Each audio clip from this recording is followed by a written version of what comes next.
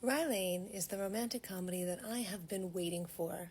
Honestly, I am not exactly the biggest fan of romantic comedies. I find them to be a little bit tropey, and you could easily say that Rye Lane has a manic pixie character in our female and a neurotic kind of like schlob in our other character. However, what it does is establish those common grounds and then breaks them.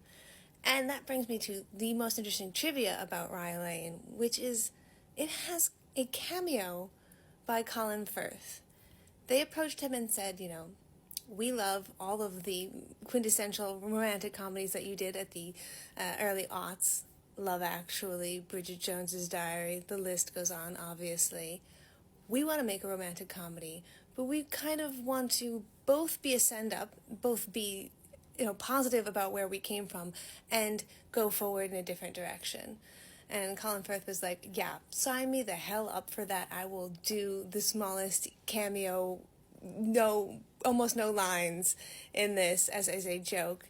And he is wearing a shirt that says, love guactually, because they go to a burrito place. And like, if that isn't the essence of how fun and heartwarming and comedic and different and everything. I'm sorry, I'm at a loss of words because I really did love this movie.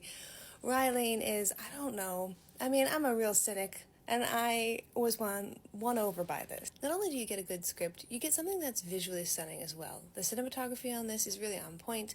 The colors, the saturation, the way that these shots are lined up. A lot of this is exterior in London, which really reminded me a lot of the film My Beautiful Laundrette, which I haven't seen in a very long time, but it also has a lot of exteriors. Most of Rye Lane is about going and getting to where you're going to be going, as they say. The journey is the fun part. I also have heard a lot of people say they didn't really like Rye Lane because, as a end of the bracket geriatric millennial, there are terms that are used here that are not commonplace for me. It's also British and I'm American, so there are many slangs in this that are difficult to know off the bat. However, context is really, really helpful. You can absolutely understand what's going on in every scene, even when you don't fully understand why, don't prang out or don't dilute the squash. Like, these are fine. You don't have to even have a dictionary. I'm sure everyone listening to this has read Clockwork Orange, and they were perfectly fine to do so and figure out what was being said by the context in which it was said. So for people who are like, I didn't like it because it seemed too newfangled and the terminology was beyond me, like, you're gonna be fine.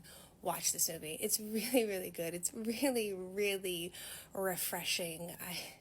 If nothing else, watch it for the adorable cameo you're gonna get in the middle. But it's an hour and 20 minutes. In, out, so quick. I want more of this in my life. I'm so happy that I watched this, and I'm happy to give it to you to now watch as well.